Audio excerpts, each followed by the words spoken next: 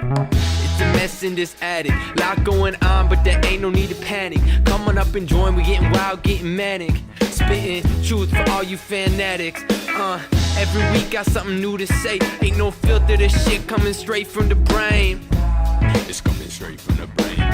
Yeah, it's coming straight from the brain.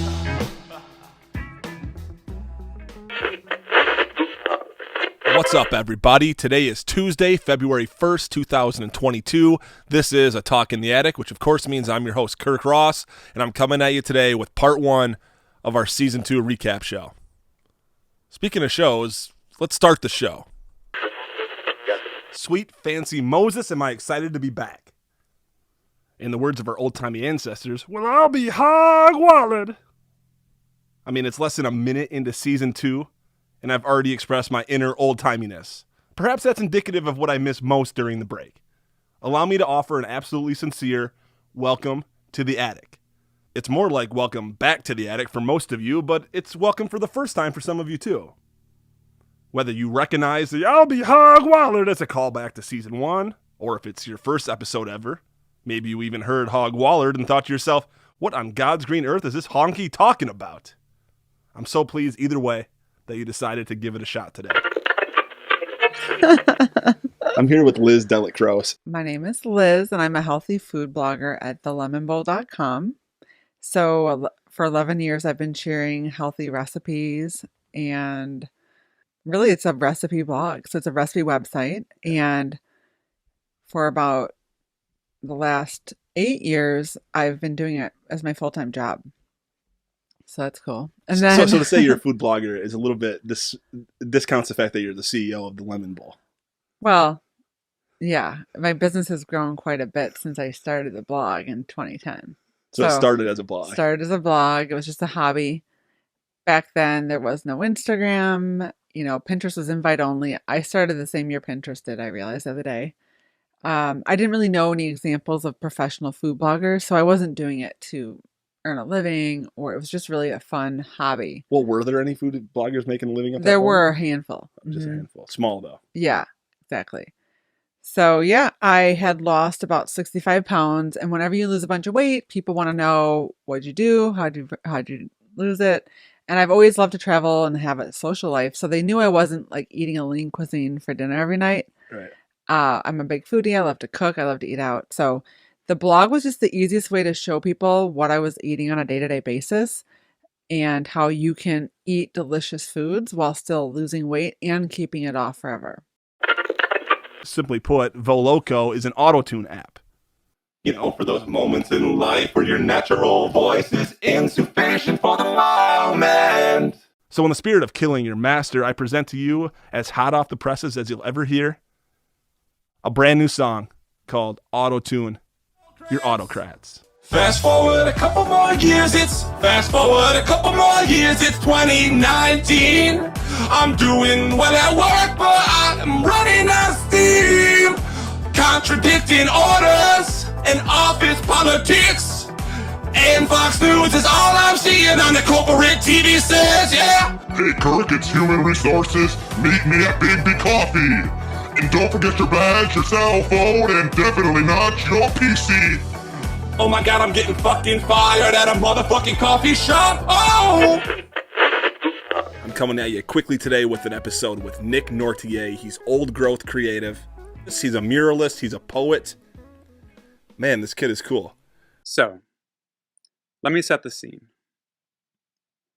A warm day, the sun is out, the concrete burns, and my pack's on the ground. Side of the road with our thumbs up, we wait for an hour without any luck until we jump in the back of that pickup truck. I throw my bag in first, it's got all my stuff. Give us a ride for about 10 minutes, but they were turning right, so we had to ditch it. So I wait on by those sibling falls, throwing rocks at signs, making payphone calls, until a guy named Kai tells me I've got it all wrong. We got a late start, better wait till dawn. If you need a place to crash, all you have to do is follow directions I'm giving to you. Jump over the guardrail, go through the woods, follow the trail to the end, it'll be all good. Follow the road until it forks in two. Take the left-hand drive, I'll be waiting for you. We have a kitchen and we'll make some food, because the universe provides, and I know you know that, dude. So we slept in a tent in their front yard, fought and fucked, coldly under the stars until the morning came. It was kind of bizarre. We were again waving our thumbs at cars. It was an hour or two before we got picked up by a couple Colorado dudes who grew their own pot, taking tight turns, observing every beautiful spot, saying, "There's hope for this world. I refuse to believe that there's not. But this road's too congested. There's too many problems. How can a small group of thoughtful people ever expect to solve them? But that's the only thing that ever has indeed." I'm always grateful for that lesson learned from Margaret Mead. Side of the road with our thumbs up. We wait for an hour because we're in no rush till we jump in the back of that rental car, but only for a minute. We're not going far. Get dropped off around a quarter dark. Don't know where we're going, and we ain't that smart. So we loiter for a while. Homicide, ocean mile, black sands, banyan trees, so incredibly fertile, graveyards, oldest dirt, general store. Yeah, let's flirt. Eastern clouds provide a lot of shade, but we still need to find a place to stay until we jump in the back of that rusty ride that gives us a lift down to Oceanside. At Ditto's is where we'll eventually crash, but that's after we rip and we blast. So we go on a ride it's like nothing else. We blast off. Our souls leave the ground. There's eyes in the sky. Geometric samurai, slicing negativity, pulling bad energy aside, releasing up the water, carrying away with the tides, blowing my mind until a monstera recites. If you slow yourself down and tune into what is, it'll dance with you, and you'll dance with it.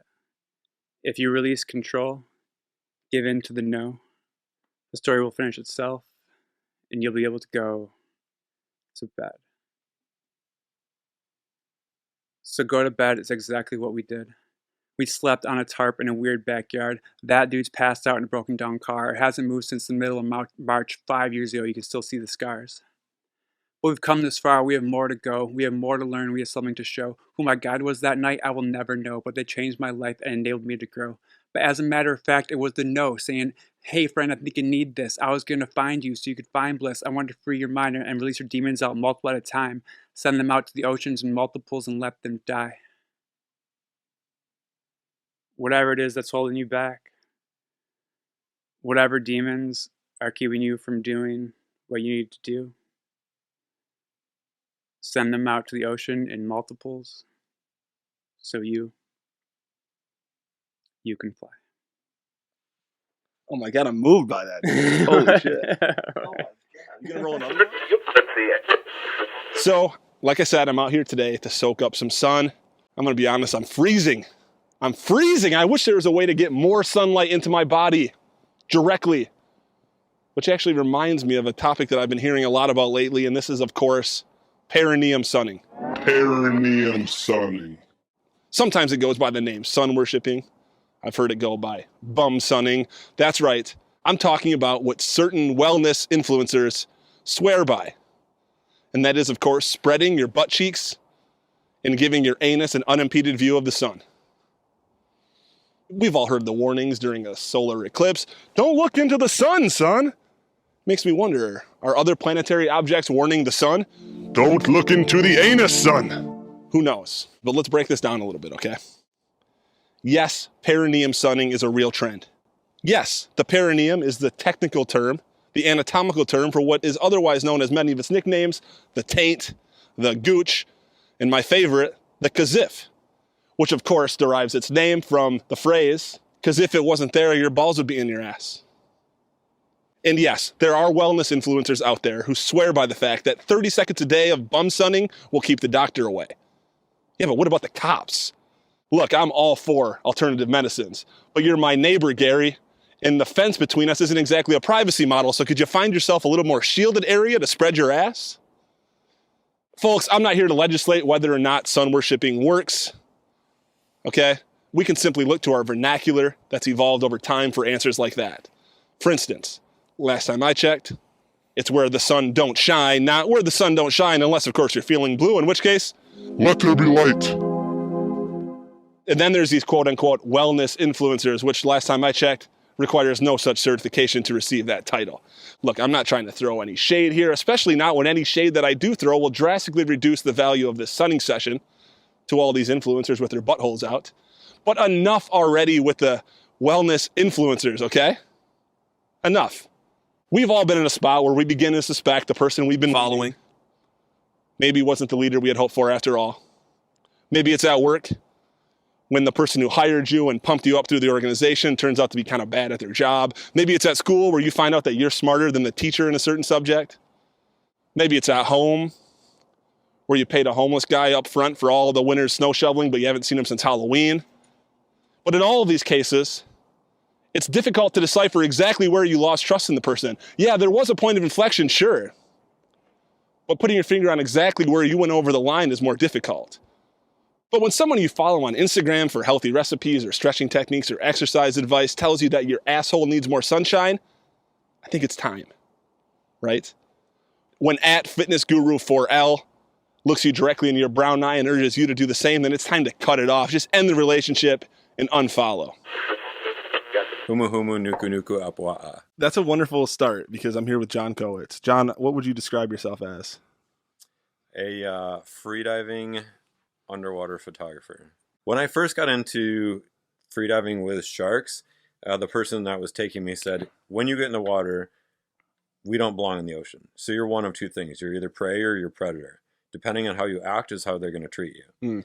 So prey tends to swim really fast, sporadic. They don't maintain eye contact. They look away. They want to get away from these other predators. If you're a predator, you're always aware of your surroundings. You're looking around. You're maintaining eye contact. You're dominant. You're big. Yeah. You're generally fairly still, and your eye contact is the biggest thing. If a shark's looking at you, you look back at him, and you kind of just essentially let him know you're, not fearful of him. Yeah, I mean, but that means you have to not be fearful of him. So how do you get there? Also fake it till you make it, to a point. Fake it till you make it. That's what all the people say that survived. Yeah. All the people that faked poorly, you just never heard from them again. Like, I don't know, you went free diving. Exactly. No, So- it's funny because people even say, well, some sharks, but if you get in with a bull shark, then you're really going to be, because they're really aggressive, or they always say to me, they have the highest testosterone levels. I've swum with bull sharks tons of times in Florida, and they're actually fairly timid, even being surrounded by 7 bull sharks. The only reason, first of all, that they were with us in Florida was because we were feeding on blight, tuna, and chunks and heads and things like that. So you're like holding the bait? Or we have a bait crate.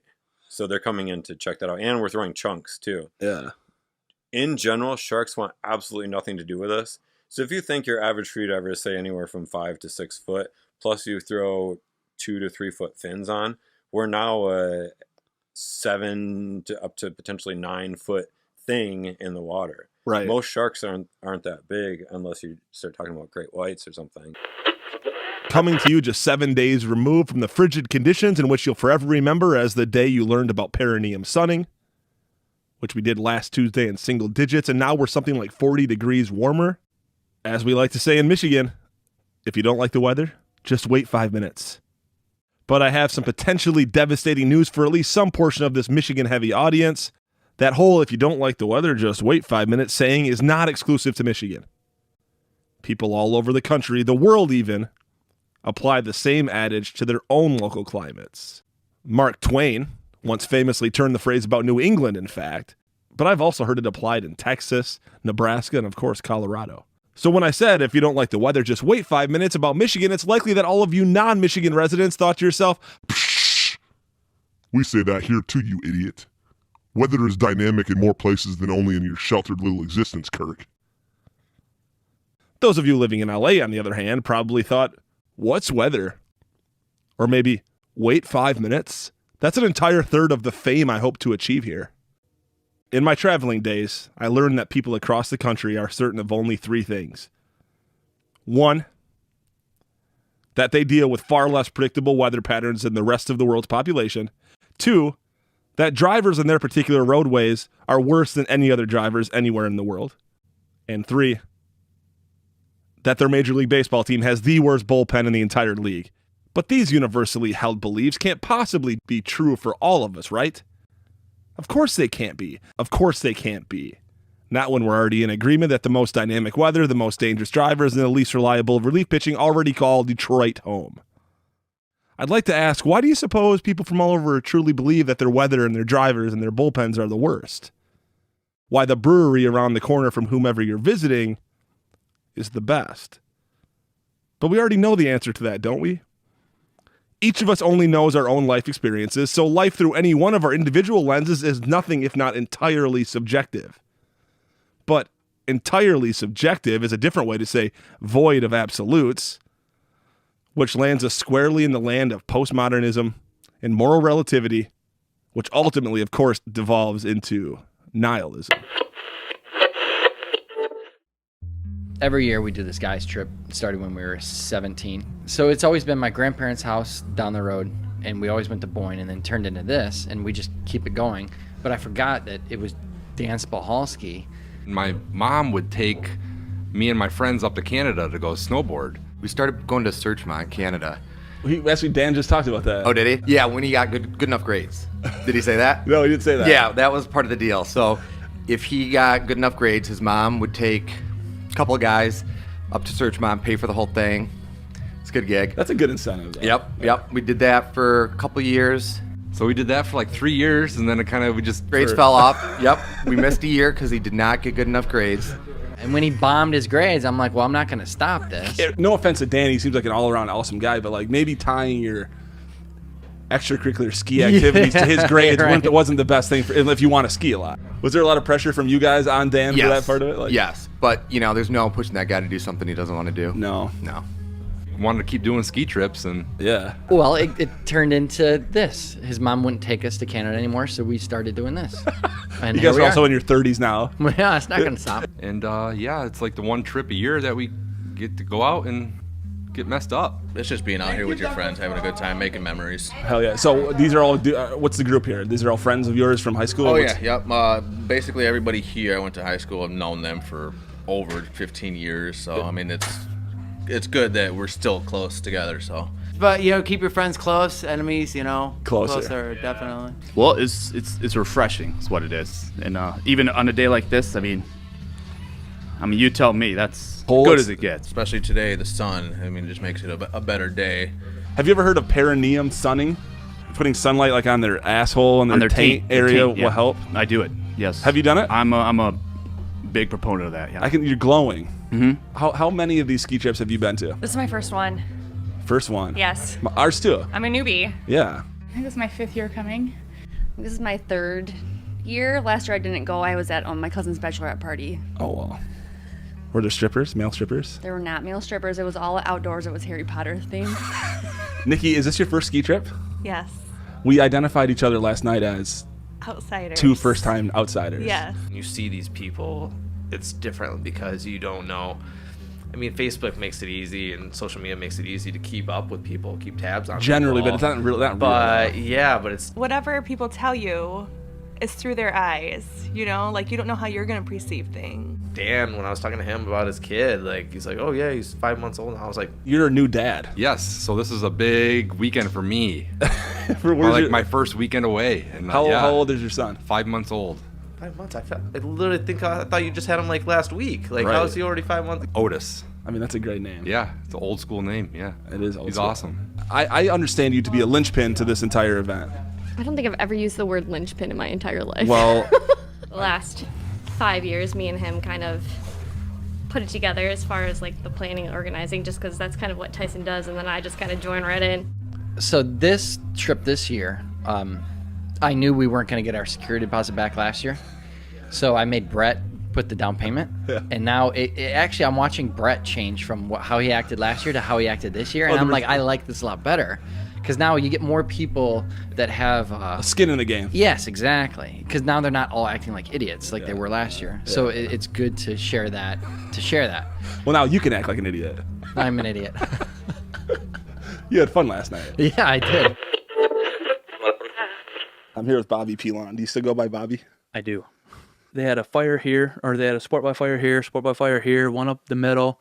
So this is the kind of technique they were using. You can so in the future, you kind of prepared for it. Yeah, so you can kind of, so this is how they did this one. They were shooting here, drawing our attention here as they come up the sides. So they were essentially flanking us. It's similar to the same military. They're probably reading the same teachings that inform the U.S. military leaders, right? Uh-huh. Yeah. They had, we found Turkish, stuff, and it was cool. It's cool now that we're here, but my God, thank God you're here, but holy smokes, thank God for the helicopters. Oh my God. Some kind of way out of here. Just a few miles from the Pakistan border,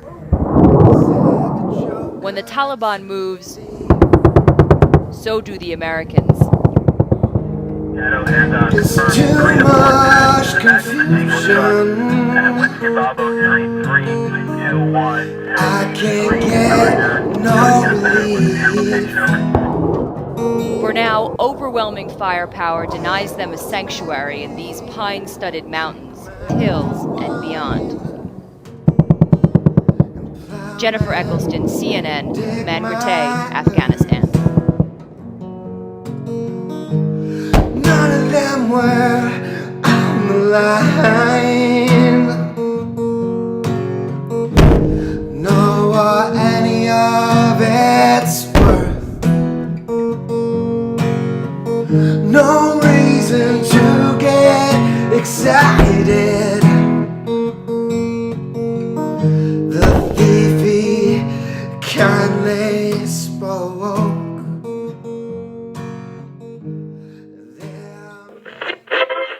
I've learned a ton in the first 100 episodes, so rather than hoard all of these lessons like some sort of greedy Greg, I'll share them with you now. So here it is, 100 things I wish I would have known before I started the podcast. I'll start at 100, count downward. Here goes. Number 100. When faced with an opportunity to do a 100 things I wish I would have known before I started the podcast list, use your better judgment and fast forward the first 95 items on the list. Nobody wants to hear a centennial list of fuck-ups and how you might have avoided them, Kirk. Spare them the details. Fast forward to number 5. Trust me. All right, well, who am I not to listen to myself? After all, I do trust me quite a bit. Although I can't exactly say the opposite is true. I don't really know that me trusts I. Anyway, I digress, so skipping ahead. And while I'm on the subject of condiments, remember to keep your honey mustard away from the recording equipment. Look, if you're not going to wear pants in a remote interview, then for God's sake, don't stand up and stretch while your guest is still on the line. Maybe don't go on the air and tell your entire listener base that you'll never accept advertising dollars. Yes, your point as to why you don't want to splice commercials into the podcast still makes sense. But what if some people actually equate the acquisition of a sponsorship with what a real podcast sounds like? Take that one back if you can, or else risk a high-dollar opportunity from Hungry Man Frozen Ribs.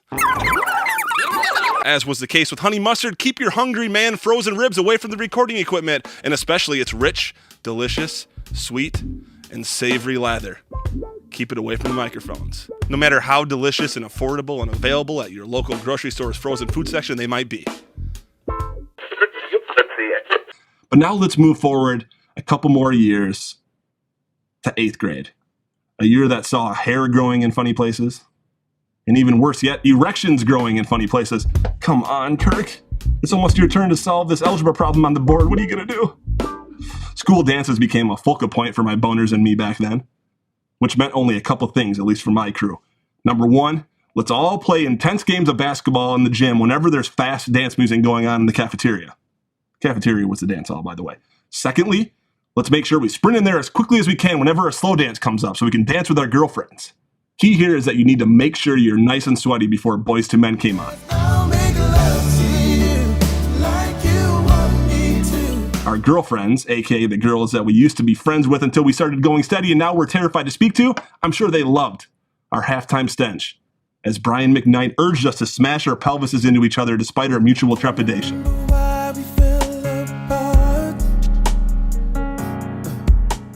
This would be the point at which I'd sample R. Kelly's Bump and Grind, but I can't do it. Especially given the patina that's developed on the appropriate lyric here. My mind's telling me no, but my body's telling me yes. Come on, R. Kelly. Listen to your brain next time. I can still remember the walk-up songs for each and every baseball teammate of mine. For the record, in case you're wondering, my 2 songs were Dirty Deeds, Done Dirt Cheap by AC/DC. Dirty Deeds, Done Dirt Cheap. And About Mr. Brown by OAR. He's chasing you with a butcher knife. I guess I was into bands that only had letters back then. But honestly, these songs age pretty well. In fact, they've almost reversed age in some sort of Benjamin Button fashion because they're better now than they were in the context of a high school baseball game. Given the subject matter of each of these tunes, Dirty Deeds, Done Dirt Cheap, and About Mr. Brown, Murder for Hire, and Heroin Addiction, play ball! Shout out to our then PAMC and still great friend Pat Tanner, who would go so overboard at times with the volume of her entrance walk-up songs that the umpires would regularly have to confer with the press box. And while we're on the subject, I'd be remiss if I didn't mention the time that Pat called an Ernie Harwell-esque long gone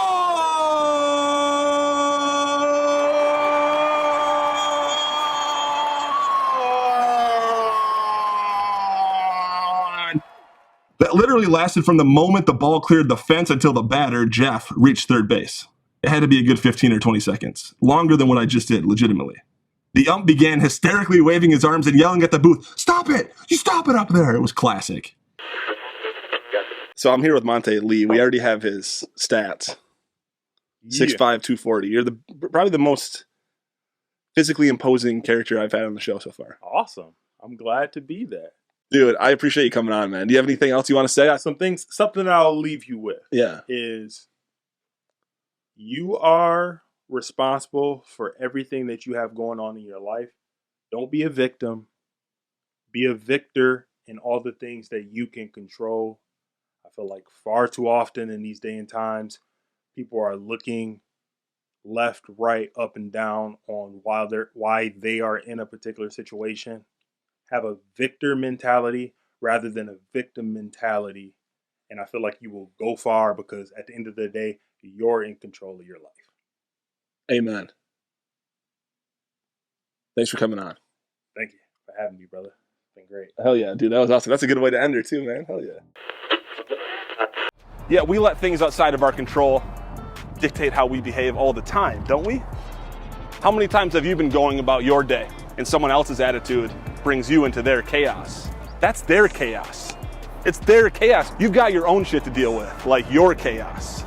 Last week on another unseasonably warm day, I had my windows down in the car. The music was on. I was letting the sunshine and the jams flow right through me. When I drove by a guy on the sidewalk, I waved at him, genuinely and authentically and energetically.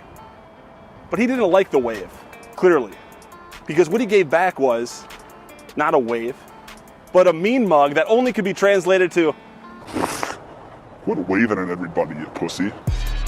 And for a moment, guys, I kind of felt like a pussy. So I circled back around the block, and this time I ignored him. This is my favorite view of Grand Rapids. This is my favorite walking path. This is my favorite bench. This is my favorite exhibitors building, my favorite statue. This is my favorite spot in which you can buy a $90 steak and eat it in a plastic tent. Look at me, walking around on two healthy legs, breathing, making a journal entry with my smoking hot wife. Hell yeah, things are good. There's so much to be grateful for all around us. And had I sat inside and written today the way I typically do, I might not have remembered that.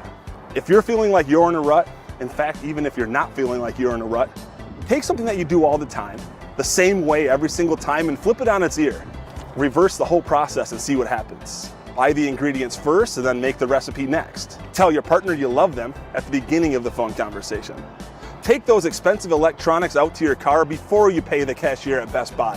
Whatever you can do, flip it up, switch it up, and see what happens. Look, we're creatures of habit, right? So changing things isn't always the easiest or most comfortable thing to do. And there's great value in routine, there really is. But think back to your favorite memories.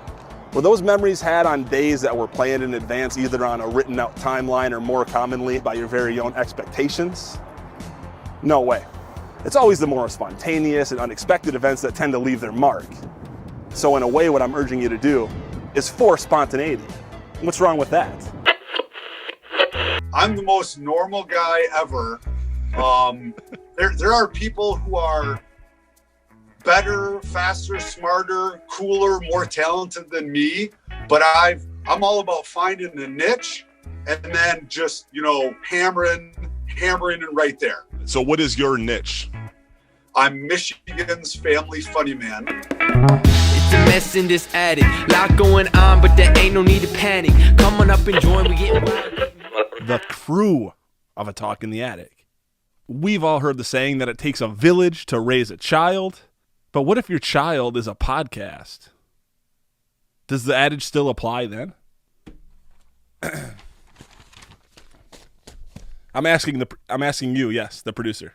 Yeah, so sorry. For a moment there, I thought you were asking if the adage that it takes a village to raise a child would apply to your podcast. Could you repeat it? Yeah, yes, that's what I'm asking. Of course. Right. Well, Kirk, in my view, sayings like this can be applied to any situation, whatever you, the user of the saying, wants to apply it to. Okay, great. Well, then I'll go ahead and use it then. Editor, make sure you cut that part out. Editor, hello. Earth to editor. Yes, I'll write it down, Kirk, but I can't guarantee that I'm going to remember to cut it out. Not after hours and hours of this nonsense. I'm only one man. All right, folks. Well, as if we needed any more proof that you get what you pay for. Okay. They say it takes a village to raise a child.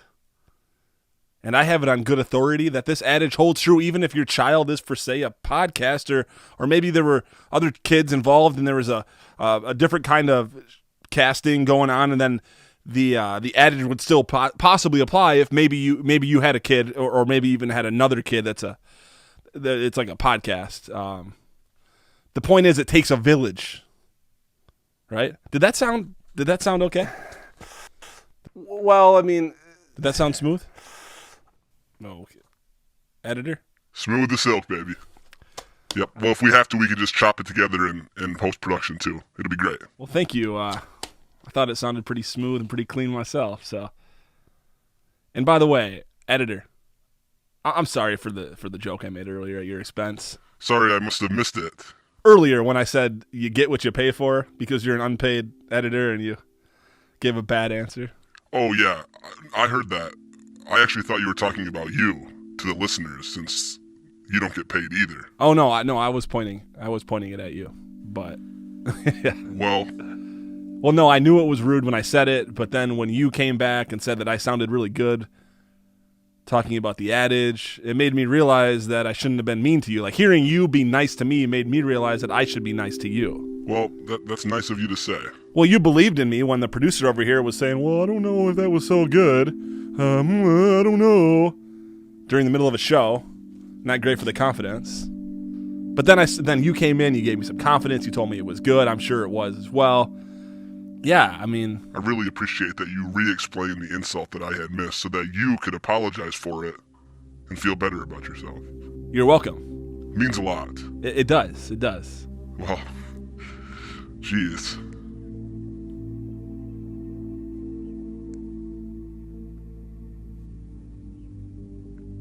Is there something wrong? It's just that your honesty, it was inspiring to me. Well, that means a lot, hearing that from you, yeah. And now I have to be honest about something, too. Mm-hmm. Earlier, when I said that you sounded smooth as silk and I could make it sound good in post-production, during that whole it takes a village thing. Yeah? Well, I was just saying that. Oh? I was just saying that because I wanted to get done early because Michigan's playing tonight, and plus I thought it would be cool to watch you fumble around your words a little bit. I felt joy in that. Oh, kind of like it's great to see progress, leave the mistakes in there, you're growing so much in front of our very eyes, like in that kind of way? No more of let's watch this pompous gas bag stumble his way through a poor analogy kind of way. Respectfully, of course. Okay. But then seeing you take that insult back, albeit one that I missed initially and was ultimately offended by once you re-explained it, hearing you take that back, that made me realize something, Kirk. It made me realize that being honest is always in style. So true.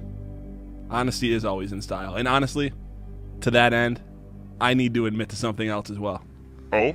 Well, honestly, hearing that you were inspired by my retraction of the insult, even though you hadn't heard it the first time around, and then I circled back around and told you, and then so I could apologize. Well, hearing you be inspired by that has inspired me as well.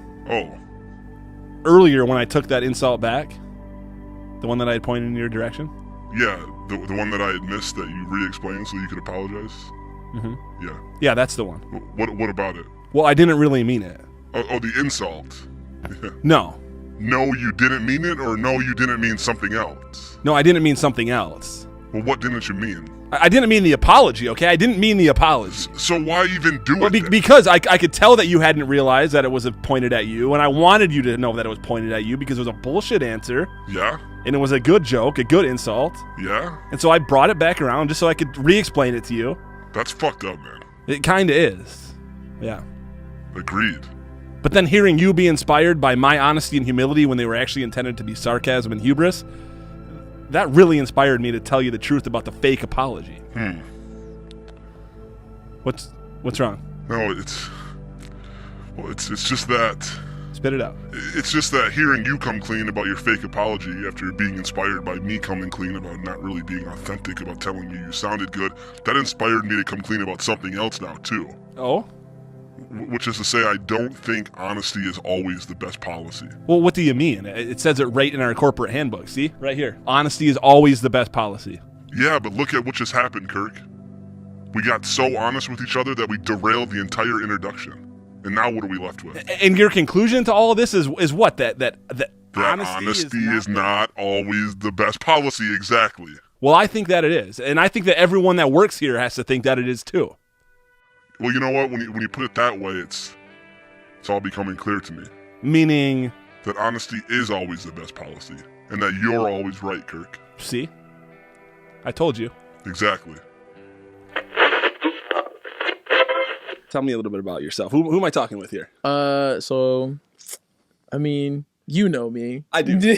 But I don't though. Let's be real. Okay, I know you from when you were a kid. You were 20. You weren't even able to really 10 bar yet. I think I was like 18, 19 when I first met you. But no, my name's Leandro Lara, photographer, film, digital, and whatnot. You know, just I do other things as well, but I mainly do photography. Yeah. I don't know what to do with my hands. But here, actually, before we even get started, just to ease the tension, I brought some percussion instruments. Okay. Sometimes it's fun just to get this is a fun one. Let's get the jitters out. Yo. If you ever need to know what to do with your hands, don't do that because it's gonna be bad for audio. But yeah, you know, don't do that. I bring to you Jehu J. Christ, Jeshua. Let's start the show.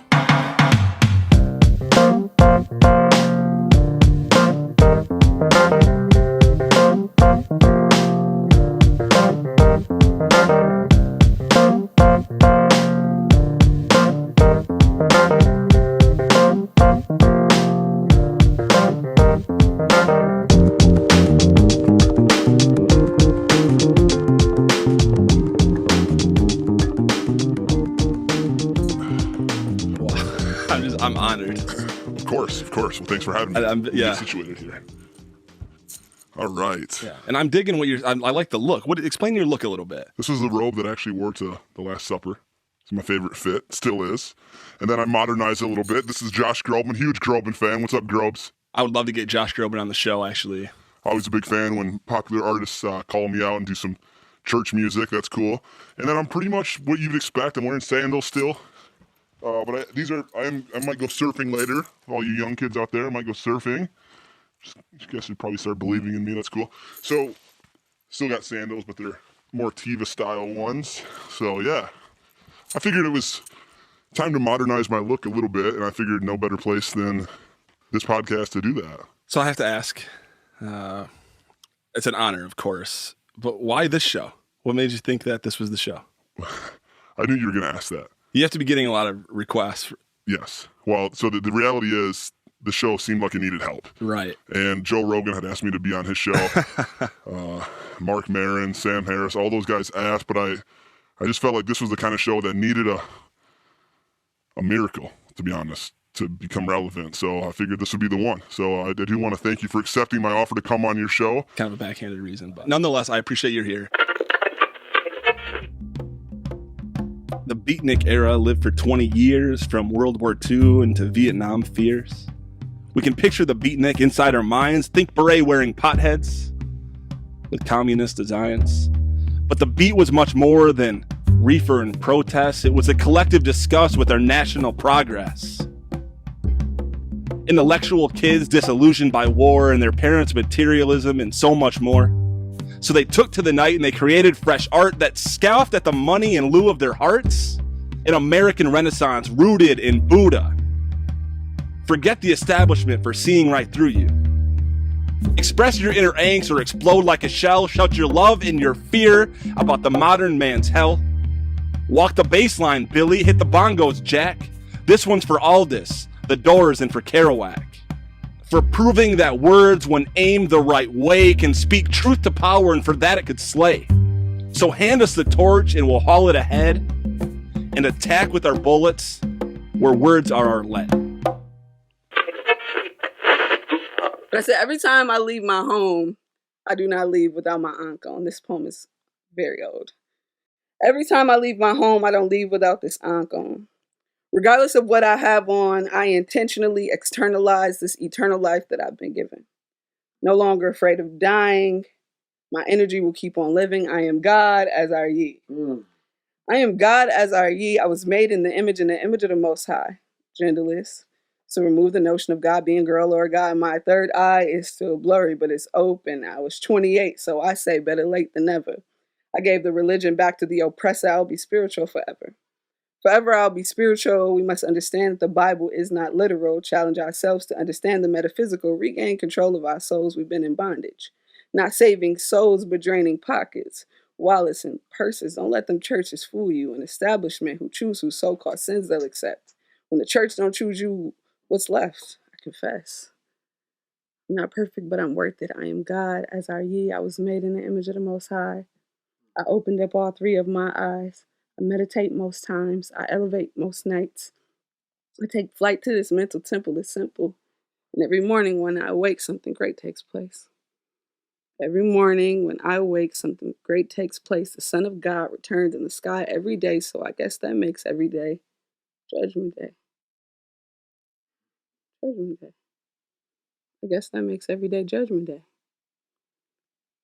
And I use that poem to find space for myself when I was in a world that told me that I was missing the mark every time. Mm-hmm.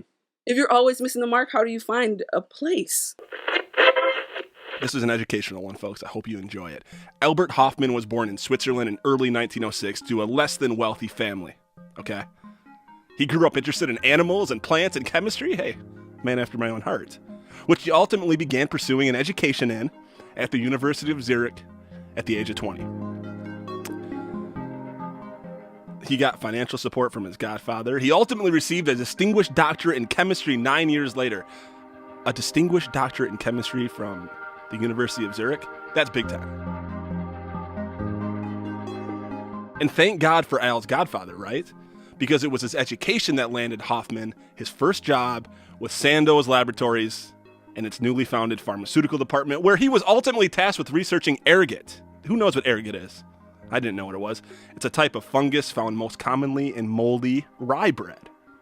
This was called ergot. It's the key to everything. In 1938, Dr. Hofmann synthesized the very first iteration of LSD, which at the time was being looked at as a potential respiratory and circulatory stimulant. But in the coming months, lab animal testing resulted in little to no side effects, although he did notice that the mice were a little anxious and had more stress hormones, but that was it.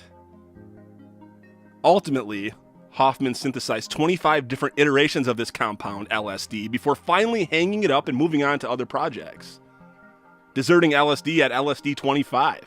LSD is the abbreviation for the now infamous lysergic acid diethylamide, simply known as acid to the masses these days. Poor guy had struck out with 25 different variants of LSD, and he was moving on to new research projects. Meanwhile, World War II raged on and on and on. Until 1943. One of the darkest periods in human history, when a nagging belief within Albert Hofmann forced him into dusting off his old LSD notebooks, some 5 years since he had last studied the compound, which earlier had been deemed useless, apparently useless. Go to the show notes, by the way, for my sources. There's a really great article I cited that I got a lot of information from today called Apparently Useless, because that's what had been determined in 1938, but in 43, Hofmann couldn't shake it. He wanted to go check it out. He knew there was something more to LSD 25 than met the eye. So he dove back into it. It was April 16th, 1943, still 3 days out from the first ever bicycle day, that Albert, quote unquote, accidentally absorbed some LSD 25 through his skin while synthesizing samples. I would call him out for saying it was an accident, but you're about to hear the rest of the story and it won't matter so much. Almost immediately from this accidental absorption through his skin, Hofmann excused himself from work, For reasons he later described to his boss in an internal memo, I was forced to interrupt my work in the laboratory in the middle of the afternoon and proceed home. Being affected by a remarkable restlessness combined with a slight dizziness, at home I lay down and sank into a not unpleasant intoxicated-like condition, characterized by an extremely stimulated imagination, and in a dreamlike state with my eyes closed. I found the daylight, by the way, to be unpleasantly glaring. I perceived an uninterrupted stream of fantastic pictures, extraordinary shapes with intense kaleidoscopic play of colors. It's my first Swiss accent ever. I'm gonna give you a secret. It's my German accent. What's up, everybody? Today is Tuesday, April 27th, 2021. This is A Talk in the Attic. I'm your host, Kirk Ross. It's been a difficult day for so many of us who just recently learned that our dear friend Alex Penny has died unexpectedly this past weekend, just a month shy of his 33rd birthday. From the moment I met Alex back in 2019, we became fast friends. We sought each other out at a post-wedding shindig. We immediately clicked. We spent the next couple hours formulating subtle, ironic comedy bits, most of which were self-deprecating. It was as if we'd been homies for years. Alex had an ability to make everybody that he met feel so comfortable, so at ease, so safe, so confident, so loved. I can count on one hand the weeks that went by in which I didn't hear from AP about the podcast. He was always eager to tell me what he liked about the show, what we could work on the show, and how we could get together in the future and work together and collaborate. He had a huge interest in comedy as well. You see, those weeks in which I didn't hear from AP were the ones in which he had checked himself into an addiction recovery center out in Nevada. He was out there actively working his ass off to take control of his sobriety. He was doing pretty well with it all. He was doing really well with it all. He was working for a law firm out in Las Vegas. He was studying for the bar exam, which he was going to kill come July. But his story ended abruptly last Friday. And it's just incredibly, incredibly sad to think about. He was an extremely special dude to so many of us, even those of us who only recently became so enamored with his infectious energy.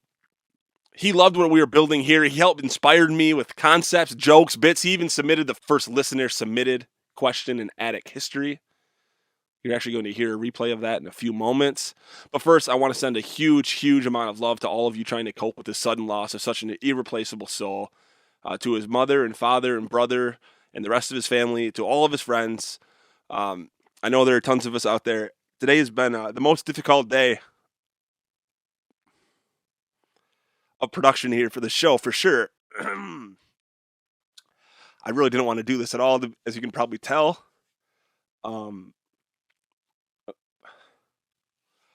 But Alex loved the podcast. He was going to be a huge part of it when he came home next month. We'd already planned to collaborate on a couple of Tuesday ideas.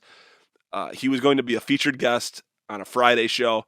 In fact, he had just texted me last week asking if we could discuss recovery and addiction on his show. He figured that his story would help inspire others to take charge. So even though I'd rather recede into a shell and feel sad today, I couldn't let myself skip an episode on a show that Alex was such a huge part of. And that's a responsibility that we all have now. We must carry the sparkle from Alex's eyes with us in our own eyes from here on out. We have to spread that same positive love, show that same authentic concern for others' well-being, and make other people laugh whenever we can, just like Alex did. It's incumbent on each of us to carry whatever qualities we loved most about AP forward so that the world will never and can never forget him. I know that I won't. I know that you won't. Alex, I was so excited to catch up, to laugh, to talk about your outbound Chicago flights, as you called it, your last hurrah. And then I think I said your last hurrahs in Chicago. I was excited to see you overcome your challenges. I know you were doing it. We were so pumped to watch you find your way as an attorney. Of course, we'll never get to set up the referral system that we had talked about, but I sure wish we could. I love you, brother. Thanks so much for all your friendship and your support. You'll be missed, but you'll always be here with us too. Especially in the attic, man. I can feel you here. Well, more content like that. All us addicts need to see the home base.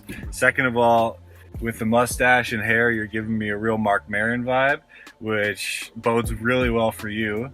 Either way, fucking sweet, man. it looks like it's gonna be a big job, but it'll be awesome when it's done. Don't know what I'm saying anymore. Don't know why I'm doing a video either, but you sent me a video, so I'm sending one back. All right, brother. All right, brother. All right, brother. All right, brother.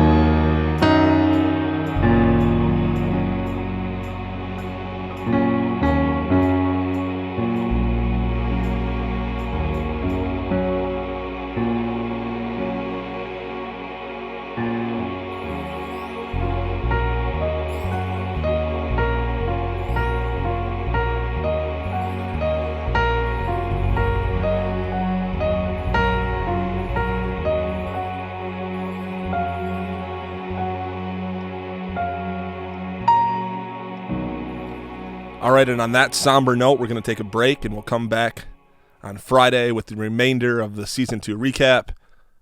RIP AP. Peace out, everybody.